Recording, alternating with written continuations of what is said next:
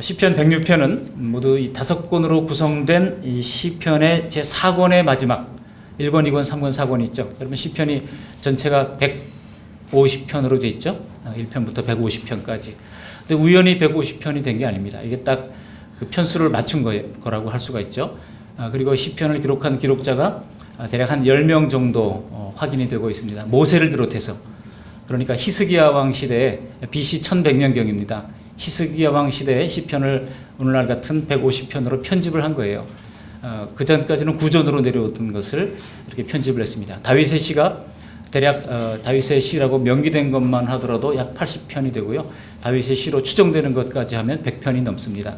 그리고 아삽의 시라든지 또 여러 사람들의 이름이 등장하고 있습니다. 대략 한 10명 정도가 시편을 기록을 했는데 그 시대가 서로 다릅니다. 그럼에도 불구하고 오늘 시편은 우리들에게 큰 감동을 주는 하나님의 말씀입니다. 성령의 영감에 의해서 편집자에게 이 시편을 성경에 기록해라, 성경에 넣어라 라고 해서 150편으로 딱 자르게 된 것입니다. 특별히 오늘 시인은 하나님의 도우심을 묵상하던 가운데 106편 1절 서두에서 우리 모두 하나님을 찬양합시다. 하나님께 감사합시다. 왜냐? 그분은 선하시고 그 인자하심이 영원하기 때문입니다. 라고 외치고 있는 거예요. 이것은 시편 107편 1절과도 동일합니다. 시편 107편 1절에 뭐라고 그랬어요? 거기도 같이 한번 읽어보실까요? 107편 1절. 여호와께 감사하라. 그는 선하시며 그 인자하심이 영원함이로다.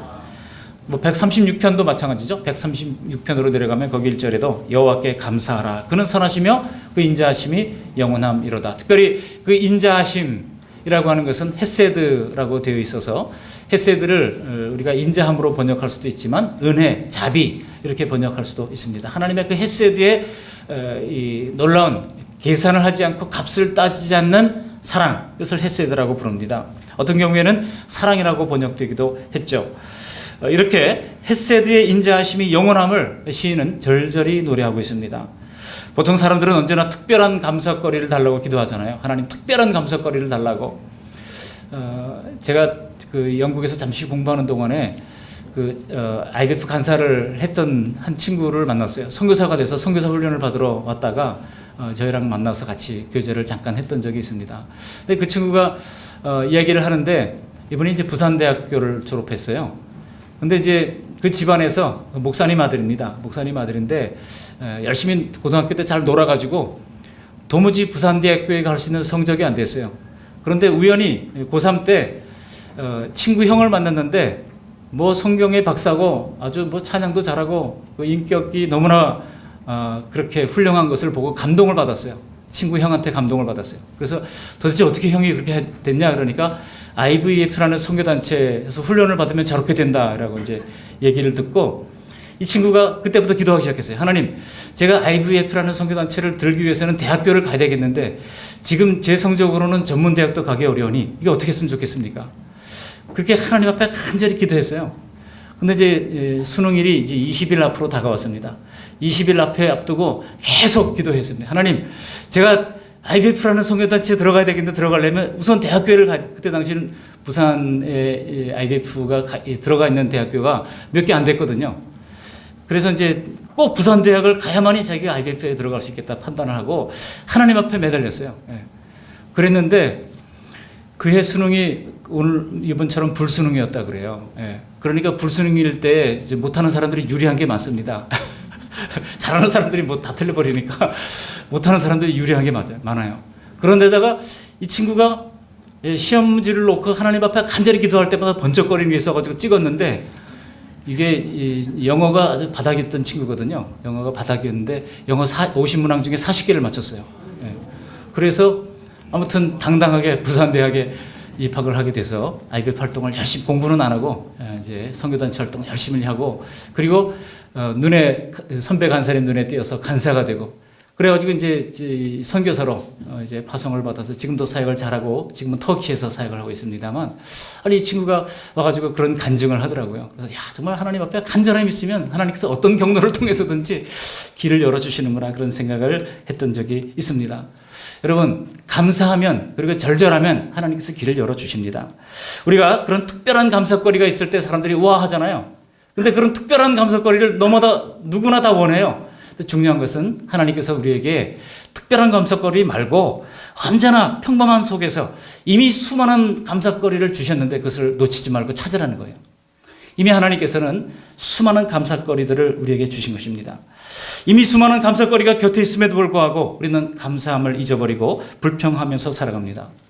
여러분, 감옥과 수도원의 차이가 뭔지 아십니까? 바로 불평과 감사의 차이라고 할 수 있습니다. 수감된 죄수가 수도사와 같은 자세로 감사하는 마음을 가지게 되면 감옥은 수도원으로 승화되는 것입니다. 코리텐붐 여사가 유태인으로 잡혀가지고 감옥에 있을 때 벼룩이 들끓었어요. 근데 거기서 그가 감사하고 찬양하고 죄수들을 전도하고 집회를 하고 그랬잖아요. 그런데 잡혀가지 않았어요. 그다 불법인데 잡혀가지 않았어요. 왜 잡혀가지 않았느냐? 방에 워낙 벼룩이 많았거든요. 벼룩이 많아가지고 간수들이 그 방에 들어오려고 그러지를 않았어요. 벼룩 때문에 그가 그 감옥을 풍성한 천국으로 만들면서 많은 사람들에게 복음을 증거할 수가 있었다는 것입니다. 그러니까 벼룩도 감사한 거예요. 벼룩 때문에 그가 이제 감옥을 정말 교회처럼 만들고 그렇게 활동하고 선교할 수가 있었다는 것입니다. 여러분, 반대로 수도자라도 불평하는 마음을 가지고 있을 때 그것이 수도원이라도 감옥과 같은 환경으로 바뀌게 될 것입니다. 캐나다 다녀오신 분 혹시 있으시면 거기에 밴프라고 하는 아름다운 휴양 도시가 있습니다. 굉장히 아름다운 도시여서 정말 아름다운 절경이 계절마다 형형색색으로 펼쳐지는 곳입니다. 근데 어느 캐나다의 젊은 부부가 우리는 정말 성공해서 밴프라는 곳에 가서 한번 살고 싶어 그걸 꿈꾸다가 정말 인간적으로 세상적으로 큰 성공을 거두게 되고 정말 거기서 아름다운 집을 짓고 거기 가서 살게 됐습니다. 날마다 그 절경을 감상하면서 하나님의 솜씨를 찬양을 했습니다. 그런데 단 1년이 지나게 되자 그들은 더 이상 감사하지 않게 됐어요. 왜 그런지 아십니까? 벌써 불과 1년 만에 그 경치들이 이제는 식상한 것이 되어버렸기 때문입니다. 그 경치에 실증이 났기 때문입니다. 여러분, 저 인제 산골짜기, 저희 아버님이 공직 생활을 돌아가신 지 오래되셨습니다만 처음 시작했던 곳이 저 인제 상남면이라는 곳이에요. 거기 지금도 참 오지입니다만 옛날엔 또 오지였겠습니까? 지금도 그곳에 가보면 얼마나 경치가 아름다운지 몰라요. 근데 여러분, 그곳에서 근무하는 우리 분들이 처음에는 와 하다가 나중에 그곳에 살고 있다 보면 나중에 야, 이런 오지도 없구나 라고 생각하게 되는 것과 비슷한 거라고 할 수 있어요. 불과 1년 만에 그 많은 경치의 실증이 났습니다. 여러분, 혹시 우리는 어떻습니까? 늘 새로운 그 무엇에 목마른 갈증을 가지고 있지는 않습니까? 그래서 늘 새로운 환경을 찾아다니는 사람이 있어요. 환경만 새로운 것이 아니라 어떤 경우에는 늘 새로운 관계를 추구하는 사람이 있어요. 한 1, 2년 사귀다 보면 그 사람 알 것 다 알고 생각도 다 알고 그렇게 되면 그 다음에는 관심을 다 잃어버리고 이제 그렇게 관심 시야에서 떨어져 버리는 그런 경우들이 있습니다. 관계가 심드렁해지고요. 관계가 나중에 소원해지고 나중에 관계가 끊어져 버리게 됩니다. 심지어 새로운 교회를 찾으러 다니고 있는 그런 많은 사람들이 있습니다. 그런 사람들을 처치 호퍼스라고 그래요. 여러분, 이 호퍼스가 이 메뚜기거든요. 그라스호퍼처럼 이렇게 퉁 뛰어다니는 거. 이 처치 호퍼스는요, 이 교회 저 교회 이렇게 옮겨 다니는 사람을 처치 호퍼스라고 영어 단어가 신조어가 만들어진 것이죠.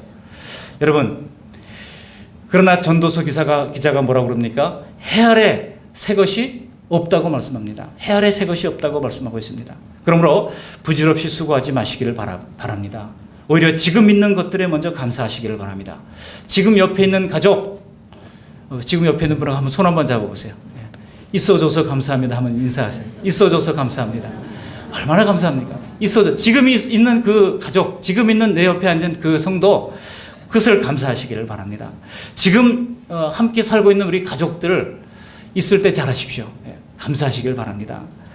여러분, 어떤 경우에는요, 심지어 지금 옆에 있는 가족이 아니라 지금 새로운 거 자꾸 찾다가 새로운 목사님을 자꾸 갈구하게 되고요. 또 목사들은요, 이 성도들 지겹다 이제 그렇게 생각하는 경우들이 많이 있습니다. 그러나 지금 옆에 있는 가족, 지금 옆에 있는 성도, 지금 말씀을 전하는 그 목사님, 그리고 목사들은 또 반대로 지금 그 말을 그래도 하나님의 말씀으로 듣고 있는 성도님들을 귀한 줄 알고 귀히 여기시면서 함께 협력하여 선을 이루어 나가는 우리 모두가 되시기를 바랍니다.